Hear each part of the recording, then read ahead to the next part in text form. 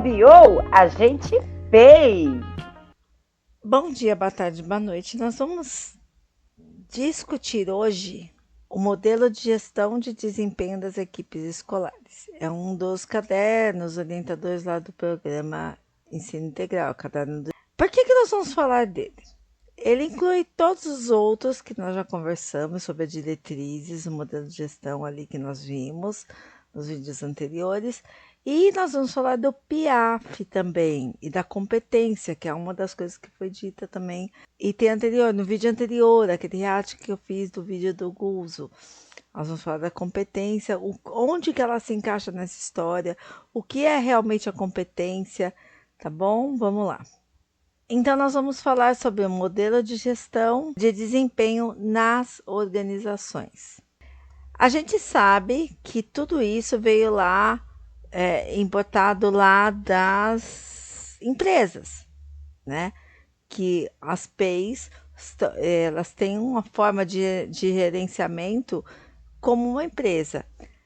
Vale lembrar, escola não é empresa, mas ela vem importada desse formato. A gestão de desempenho, ela vai ser uma peça importante porque ela vai estar diretamente ligada à gestão de pessoas dentro dessas organizações. E o que o Fischer, que é um dos autores, fala? Ele fala que o comportamento organizacional ele não é produto direto de um processo de gestão, mas é de relações pessoais, interpessoais e sociais que ocorrem lá dentro. Então, ele está falando que a relação hoje, dentro de uma empresa, dentro de uma escola que tem esse tipo de gestão de desempenho, ela não pode mais ser feita como era antigamente. O chefe manda e obedece. Não, ela tem que ser conversada com todos. Que gerir pessoas, segundo o Fischer, é orientar e direcionar o agregado nas relações humanas e um pilar fundamental em qualquer organização. Por quê? Porque o sucesso da organização depende do desempenho humano. Então não é obedecer. Ah, veio de cima, vamos seguir e acabou. Não, tudo tem que ser conversado e dialogado. E aí essas práticas, elas sofreram importantes transformações. E uma delas é essa que eu citei agora, né? As coisas não são mais obedecidas, são conversadas. Vamos ver o que fica melhor para todo mundo. E aí o Dutra, ele vai ficar um outro autor, ele vai falar que essas transformações elas são motivadas pelo surgimento de um novo contrato psicológico entre as pessoas e as organizações, que antes tinha um filtro competitivo, que é aquela coisa do vamos competir, e agora não é mais vista dessa forma. Agora ela tem que estar colaborativa, ela tem que ter um outro formato, o formato de colaboração. E aí ele conta, né, a história desse modelo de gestão de pessoas, que é interessante ler a história, que eu não vou ficar lendo aqui, tá? Porque o que interessa é dentro dos programas de ensino integral para nós. E aí, esse modelo de gestão, eles vão se fundar em processos. O que são esses processos? São os elementos, segundo Fischer, né? São os elementos mais visíveis do modelo e são instrumentalizados por uma ou mais ferramentas de gestão, que nós vamos entender um pouquinho. Então, os profissionais da PEI são selecionados, formados, avaliados, promovidos e desligados, seguindo sempre o mapa de competências da organização, desligados ou não, né? Mas eles têm que ser selecionados de acordo com esse mapa de competência. Então, o PIAF, que é o programa de individual, o plano individual, ele tem que ser feito no começo, ele deveria ser feito no começo. Quando você vai ter o professor, você vai pegar o PIAF dele, analisar e vai ver como se fosse um currículo e vai ver se aquilo está de acordo com a sua escola. Essa deveria ser a forma como fosse conduzida a escola de ensino integral. Mas a gente sabe que não é assim que funciona, né? A gente sabe que a coisa mudou bastante. E aí ele faz o desenho aqui que eu acabei de falar sobre ele, não vem ao caso. E aí a gente vai dar que essa gestão, ela é dada por o quê? Por competências, que ela vai dar o espaço central nesse modelo de gestão. E o que que é o que são as competências? As competências é um conjunto de conhecimentos que, que você sabe fazer, habilidades que você faz, que você tem a habilidade de fazer, e as atitudes que é o de querer saber. Isso é uma competência. Então não basta você ter o conhecimento, não basta você ter o saber fazer, não basta você ter a habilidade, o fazer. Você tem que querer fazer e fazer bem feito. É isso que se baseia a competência. Por isso que a competência. Então, como diz Dutra, ó, muitas pessoas e alguns teóricos compreendem a competência como um conjunto de conhecimentos, habilidades e atitudes necessárias para que a pessoa desenvolva suas atribuições e responsabilidades. Esse enfoque ele é pouco instrumental, uma vez que as pessoas possuírem determinado conjunto de conhecimento, habilidades e atitudes, não é garantia de que ela vai fazer aquilo bem feito, ou seja, de que elas irão agregar valor à organização. Então não basta você saber fazer, não basta você querer fazer e você ir lá e fazer, você tem que fazer bem feito. Isso é competência. Então ele analisa o que? A capacidade de entrega. O que que isso quer dizer? Quer dizer que você ir lá e fazer o negócio bem feito, fazer bem. Não basta ter determinada competência. É necessário colocar essa competência em prática por meio de comportamentos que são observáveis e com objetivos definidos. É ali que entra, lá no seu PIAF, é aqui que entra as evidências e constatações. Então vamos melhorar isso aqui. Então tá, eu fiz uma atividade com a minha sala. Tirei foto, ali está a minha evidência que meus alunos estão fazendo, estão aprendendo, ali está a minha evidência. Como é que eu vou constatar a minha evidência? Quando ele desenvolver lá na avaliação, quando a habilidade daquela atividade que eu desenvolvi foi contemplada.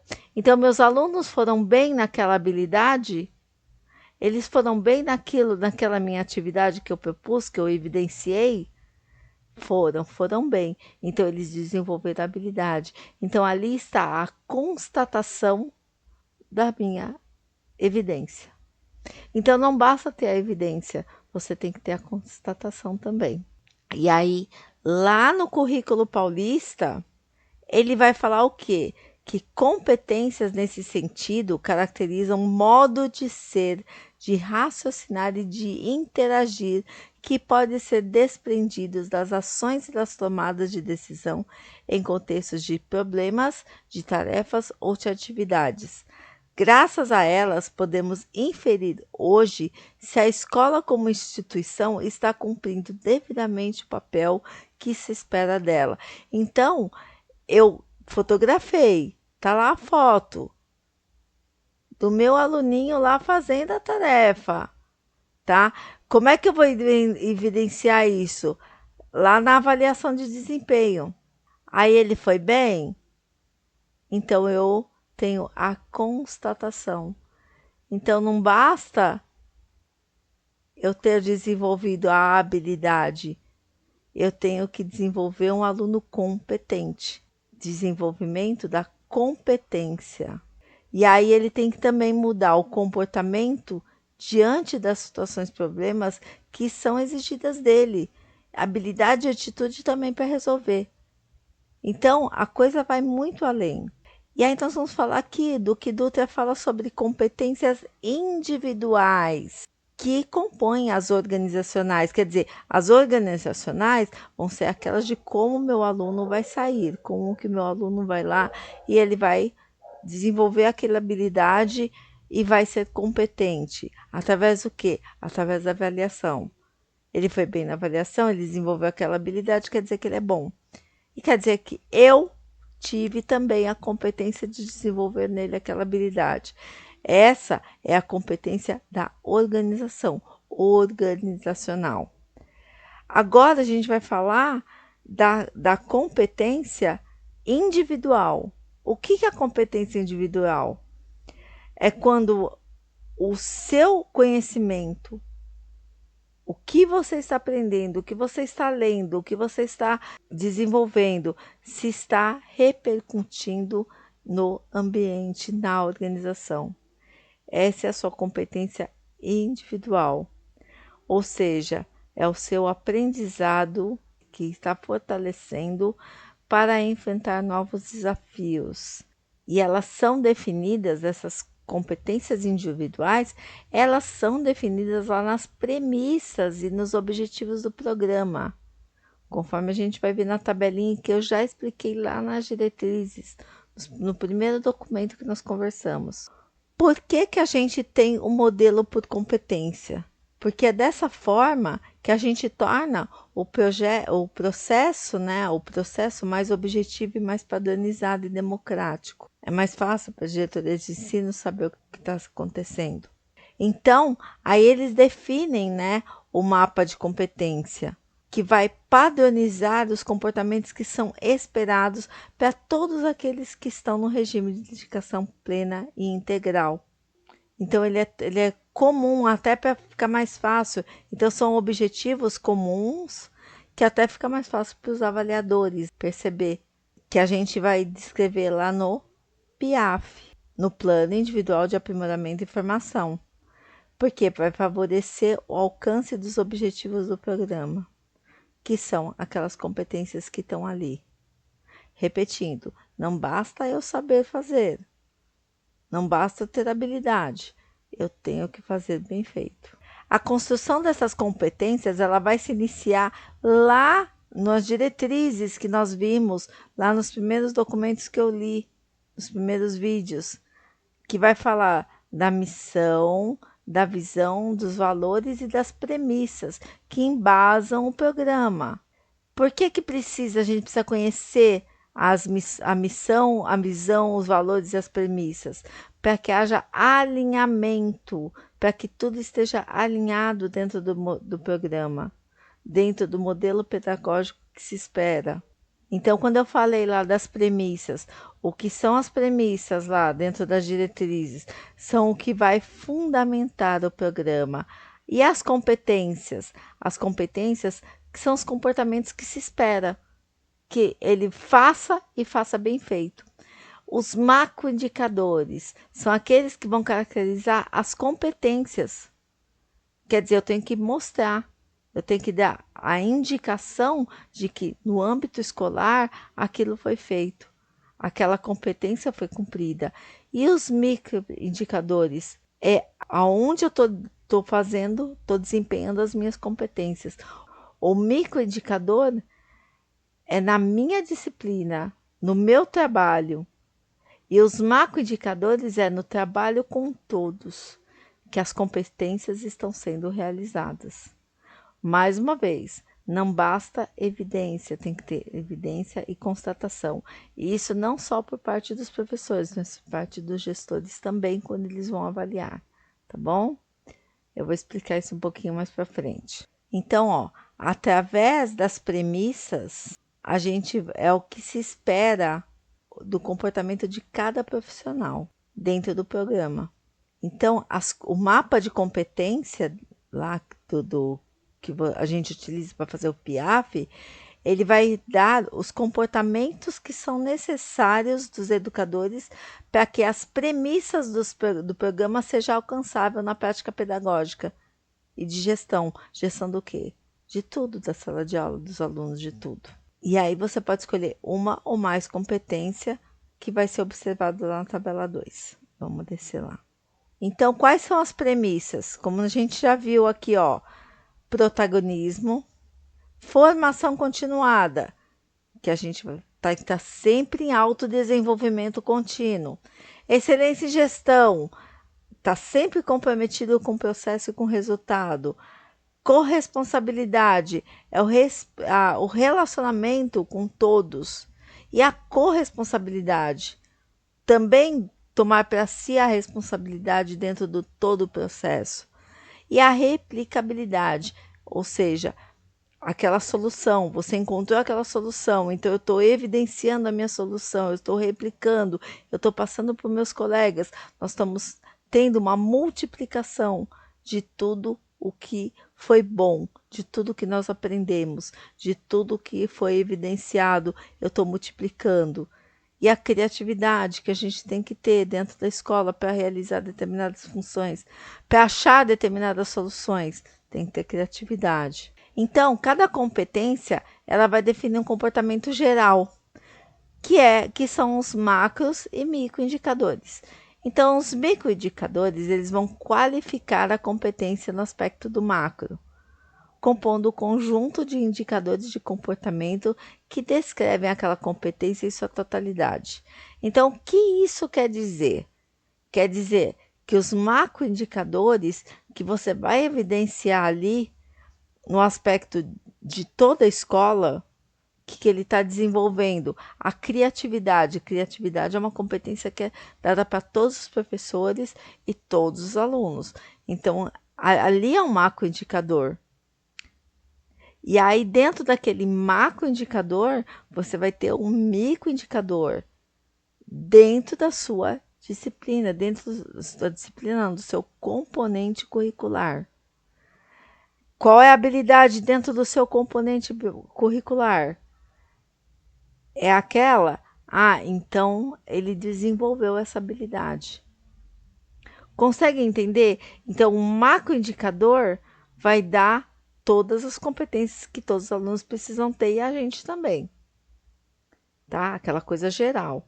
E o microindicador, ele vai te dar a habilidade que ele tem que desenvolver dentro do seu componente curricular. E aí você evidencia que ele desenvolveu tal habilidade. Então, nós temos as premissas que estão associadas com as competências.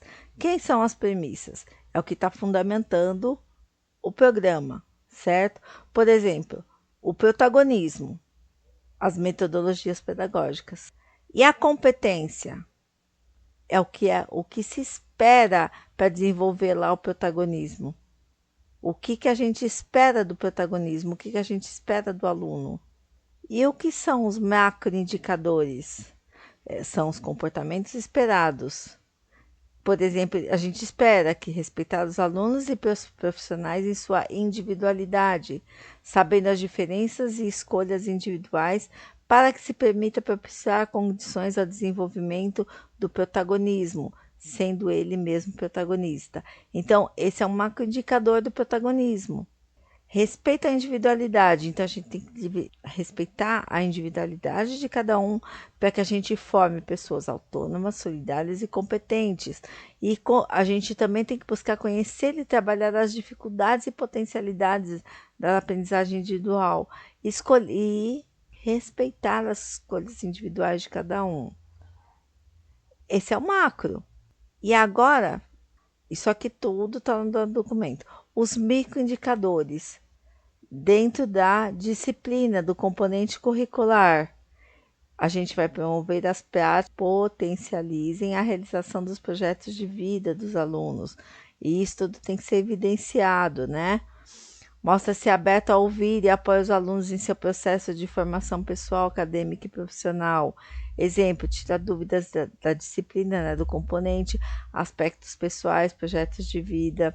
Então, aqui, quando você detalha qual competência que você vai seguir lá, você vai representar o que vai ser avaliado em você, o que precisa ser avaliado na sua competência. Então, aqui está aqui. Na primeira pergunta para analisar a competência do professor. Então, uma das competências que seria avaliado lá, que seria uma pergunta. O professor propicia espaço para que os alunos sejam sujeitos principais da ação? Por exemplo, nas propostas de atividades da disciplina de gestão de aprendizagem pelos alunos no acompanhamento dos guias de aprendizagem. Então, vou dar um exemplo. Eu sou professora de matemática. A minha está lá no meu guia de aprendizagem, está lá a habilidade, que é para trabalhar com figura geométrica. Então, tá lá, figuras geométricas. Agora eu não vou lembrar da habilidade, tá bom? Mas vamos supor que é essa, trabalhar com figuras geométricas, o objeto de aprendizagem, tá?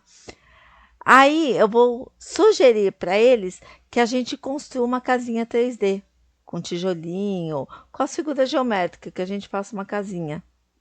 Sabe, que nem o joguinho de montar? Então, o que eu estou contemplando aqui? Eu fiz a proposta de atividade e eles são os principais sujeitos nessa proposta e eles conseguiram aprender, conseguiram ter a competência, fazer a competência necessária dentro da habilidade especificada. Eu fotografei e evidenciei. Evidenciei como? No saber fazer, que eles construíram, e na avaliação, onde a habilidade foi contemplada e foi bem realizada. Eles foram bem naquela habilidade que está lá na minha avaliação. É isso. Que aí a gente pode ver um pouquinho mais para frente lá, que ele sugere aqui, que tem cada premissa que está compondo o mapa de competências do programa de ensino integral, que aí ele dá lá no anexo 1 o formato completo. Tá, e essas competências que estão aqui, elas estruturam o modelo de gestão e desempenho do nosso programa, do programa de ensino integral. E o seu funcionamento ele vai depender de diversos segmentos, tanto na coleta das percepções lá na avaliação de desempenho, que vão ser feitas pelos avaliadores, quanto nos processos posteriores de devolutiva, planejamento e acompanhamento do plano de desenvolvimento, que aqui está sendo explicado na tabela 4. Então, quais são os segmentos? Os profissionais avaliados, que são os professores e gestores. Aí tem o que se espera, o desempenho de cada um. Lembrando que essa relação com o desempenho de cada um, tudo tem que ser evidenciado e constatado. Então, a clareza do que é esperado de sua função, oportunidade de refletir sobre seus comportamentos, que é a autoavaliação, comparar com a percepção de outras pessoas com quem interage no dia a dia, os alunos, professores e gestores, elaborar o PIAF, que é melhorar seu desempenho na função exercida na escola, que o PIAF serve para isso, você vai se tornando cada vez melhor. Apoio do gestor imediatamente direto no acompanhamento do plano de formação e devolutiva sobre sua evolução. Então, aqui no caso, seria o PCA, né? O gestor imediatamente direto é o PCA. Apoio de colegas e alunos na execução do plano de formação e na devolutiva, sobre sua avaliação. Então, você sempre pergunta, e aí, como que você acha que eu estou aqui? Fui bem aqui e tal? O apoio de todos os outros, né? Avaliadores. Quem são os avaliadores? Os alunos, os professores, gestores, PCNP e os supervisores. O que se espera dele? Contribuição para o desenvolvimento da equipe escolar a partir de sua avaliação sobre seus comportamentos. Clareza do que é esperado em cada função do programa. Apoio na execução dos planos de formação quando necessário. Devolutiva sobre a evolução dos profissionais do dia a dia.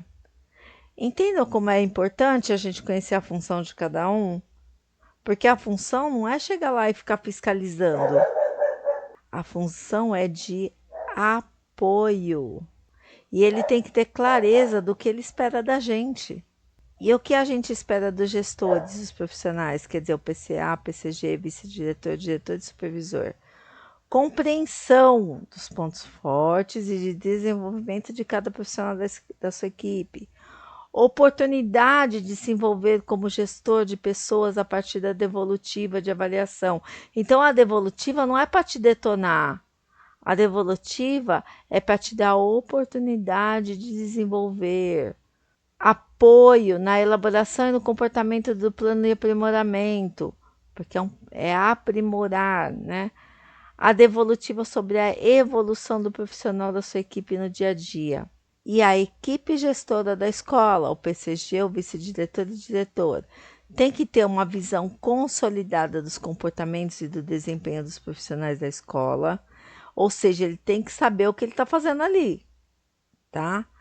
E tem que falar, ó, pessoal, é isso que nós vamos esperar de vocês. Tem que dar clareza para saber o que se espera do profissional em cada função. Promoção de ações coletivas de aprimoramento com foco nos comportamentos que precisam de maior reforço na escola. Então, quando ele está vendo que tem um professor que ele precisa de mais ajuda, o PCG, o vice-diretor e o diretor tem que estar lá disposto a ajudar. Não chegar lá na avaliação, no final do ano, e falar, você não foi bem.